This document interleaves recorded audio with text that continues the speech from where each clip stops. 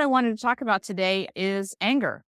And I know there were moments where I was really angry at this disease.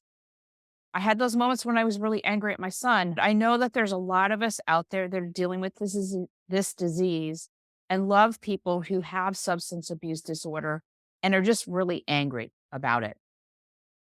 Always listening to a podcast or reading a book, or I'm in continuous learning mode every single day. And one of the things that I heard was the research has shown that 5 minutes of anger suppresses your immune system for the next 3 hours. 5 minutes of anger suppresses your immune system for 3 hours. So if you're like 10 minutes of angry, that's 6 hours. If you're 15 minutes of angry, that's 9 hours of suppressed immune system. And there are some people that live in this space of anger a lot of the time. And so, not only, obviously, it's not good for you, it suppresses your immune system, it makes you more vulnerable to diseases and all the things that will take us out. I chose a long time ago that I wanted to be healthy and whole and thriving in the midst of this journey with my son and my own journey. In order to do that, I really needed to take a hold of and be more in control of my own emotions. Not, and when I say that, I'm not saying ignore them or stuff them. I'm saying release them quickly and move through them quickly so that they don't have hold you captive for an extended period of time.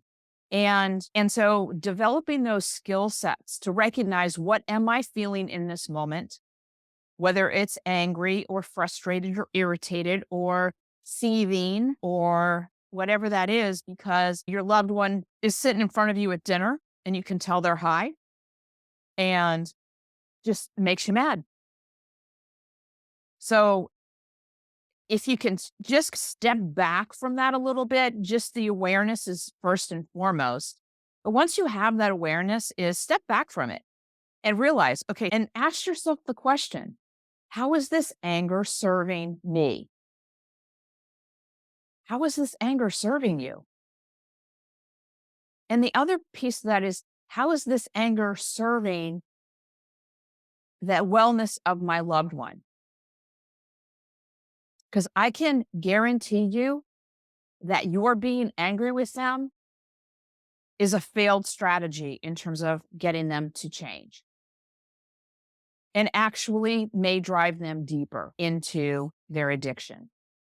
And I know that's a provocative thing to say. But what I'm going to say is when people are in addiction and they have somebody who's angry with them, blaming them, shaming them, guilting them, trying to get them to do something different, they already have plenty of shame. They already have plenty of beating themselves up. They already have plenty of trauma that they're already dealing with. And it just confirms for them that notion that I'm no good, I'm worthless, I don't matter. And that in no way, shape, or form will ever serve their recovery. So I'm going to come back to you again and me in having the conversation around, okay, what actually is healthy anger? Because there are times when we have every right and we should give ourselves permission to actually feel the anger and to be angry about certain things. When they have stolen your grandmother's jewelry and sold it so that they can get their next fix, that pissed me off. It's just, would it change the outcome? No. Would it change anything? And the only thing it would do would be to hurt me. And I was like, okay, I'm pissed and I need to go run. I need to go chop wood. I need to go work out and throw some weights around in the weight room. I need to go physically change my body and change because anger has a physicality to it. So, in order to get out of it, go change your body, shift it, go for a walk, stand up, do standing squats just with your body weight, change it up. Go get some music that's uplifting and powerful in that way. Change your body and your physicality out of anger and into a place where you can make much better decisions. Because anger is residing from a brainstem perspective in your, from a brain science perspective in your brainstem, which is the place where we don't make good decisions. We aren't clear about what's going on. We're in fight, flight, or freeze. And so paying attention to when you get angry, are you fleeing? Or are you freezing? What's actually going on? What's your next behavior piece that goes with the emotion of anger? And the best thing to do is change your physicality first. And then ask yourself the question to change your thought is this serving me? Is this serving me? And if you haven't gotten through the other side of the anger, do what you need to do, excuse me, to work through it. Instead of stuffing it, express it, let it go. It's an energy. And that's why the physical thing is really important. And then think about, okay, what is it that I most want to create for myself in terms of emotion? What are the thoughts that I really most want to have? And so let's just take the example of taking grandma's jewelry and selling it, and it'll never be seen again. And although I still every once in a while think about that, I only think about it as a thing that happened. I don't think about it as sometimes it's like a little bit, maybe a little bit of sadness that is gone. And then I'm like, okay, so how does that help me? And it doesn't. And bringing it up again and again with your loved one who is dealing with substance abuse disorder only drives them farther and farther away from you. So you're not going to get a different outcome. You're and recognizing that when people are in substance abuse disorder, they're in desperation. And right now we're in a fentanyl period because heroin's been sucked up off the market. And fentanyl is a drug in which people need to get a fix about every hour. So it absorbs their life because you're either getting it, taking it, or trying to get it again. And they will do anything to avoid the pain of not having that drug. And it's just part of the disease is lying, stealing, doing things that you thought your loved one would never do in a million years. And when they're clean and sober, they would never do in a million years. So I think just getting clear mentally and emotionally about how this disease presents itself, what kind of things are possible in terms of what people do.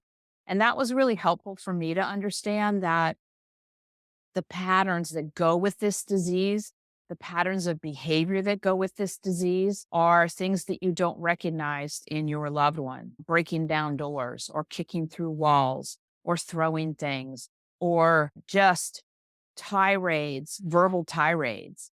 These aren't things, generally speaking, that our loved ones do when they're clean and sober and they're back to themselves. The addict has almost hijacked your loved one, and it's the addict's behavior, the patterns of their behavior that it's important to get a hold of. And so just recognizing those patterns and knowing what those patterns are was really helpful for me. It was like, oh, okay, all of these things, the lying, the denying, the saying I'm going to be someplace or I'm going to call and not showing up or not calling, the calling really early in the morning and saying, I've run out of gas, I'm on the highway, I don't have another way to get home, or my electricity has been shut off, my gas has been shut off, my water's been shut off. All of those things are just part of the disease and their patterns. And they are ways for your loved one to access money so they can access their next fix. And just getting clear about that with no emotion attached to it, because the emotion absolutely is a failed strategy and doesn't help in any way, shape, or form. So I think that would be what I would think about today. And if you are caught in the loop of anger, I would really encourage you to reach out and find some help. along the lines to be able to break that pattern because that anger, the only thing it's doing for you is deteriorating your health, deteriorating your mind, deteriorating your emotions, deteriorating your spirit. And then you're not going to be there for your loved one if and when they come out the other side of this disease. And I want you to choose to be there. I want you to choose to get a handle on and recognize when you are starting to seethe, starting to build towards anger, and actually to pay attention to your own pattern around anger. Because what generally happens is we start to get angry because we've been activated by something that somebody's done. And like when somebody cuts you off in traffic, will they ever know that you got angry? And how does it serve? It only hurts you because most of the time they're never going to know and it wouldn't matter anyway. So change it, work with it, release it, express it, and move on and fill it with, okay, and this is what I've done and I've trained myself and I continue to train myself is somebody cuts me off in traffic and I go, whoa, they're having a bad day. I'm having a great day. So I just change it up in my own mind and I bless them and release them. And I hope that their day gets better. And that's just a skill set. That's all it is. Because I want to feel good. I want to live more in a happy place. I want to live more in gratitude. I want to live more in just the joy of my life because despite my son dealing with addiction and it being heartbreaking at times and it being maddening at times and it being frustrating at times and it being desperate at times and all of it, I have a great life. And those moments of anger, desperation, heartache, I've only given them the power of a moment. I'm not ever going to give them the power of an hour or a day or a week anymore. And in order to do that, there's a pattern out of it, which is change your physicality, change your physicality, move the anger, frustration, desperation, heartbreak out of your physicality. Change your thoughts, flip to, is there anything, a question, is there anything that I can do about this situation that's going to make it any different for yourself? And the vast majority of the time, that answer is no. I cannot change my son. I can love my son through his journey. I can care about him until the day we're all gone. But it's his journey to go, it's his to do, and nothing that I do is going to change the outcome of this situation in so many ways. Love him and release him. Love him and release him. And love yourself enough to release the anger, the frustration, the heartbreak, the desperation, and then flip to, okay, what am I grateful for?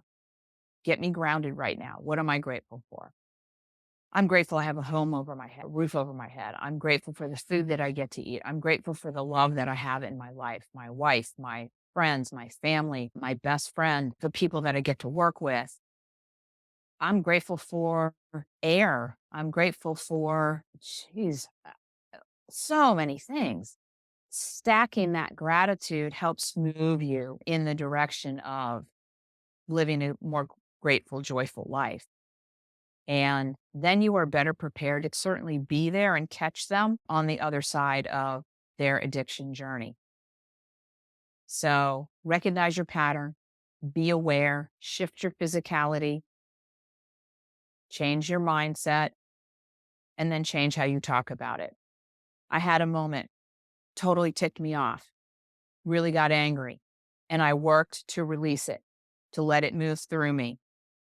and get back to centered and shifted out of the cortisol wash that goes through your body, which is just deteriorating your body, and getting back to better hormones, the happy hormones. So I realize that what I'm talking about and what I would say is the most hopeful thing about what I'm talking about is that it's a skill set to perfect. And I'm still working on it and I will continue to work on it. And I'm getting better and I'm making progress. And that's success. And so as you get better at this skill set and as you make progress, know, know in every fiber of your being that you are making progress and success is happening. And stop judging yourself based on other people. Please stop. This is your journey. And then I would strongly encourage you to start listening to some podcasts that exemplify this whole notion of how we work with our emotions, how we work with our mindsets, how we work with our heart sets, and how we work with our spirituality. And there are so many great podcasts out there. Oprah Winfrey's Soul Sunday and Ed Millett is a great one that I get to listen to. Tony Robbins shows up every once in a while on a number of fronts and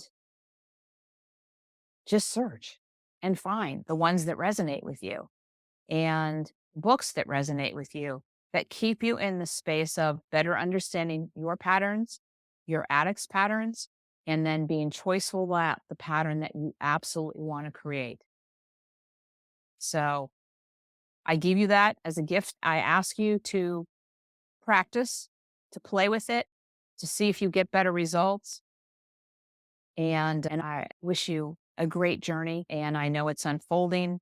And my heart is with you as you walk this path. Until next month, take really good care of yourself. Love you.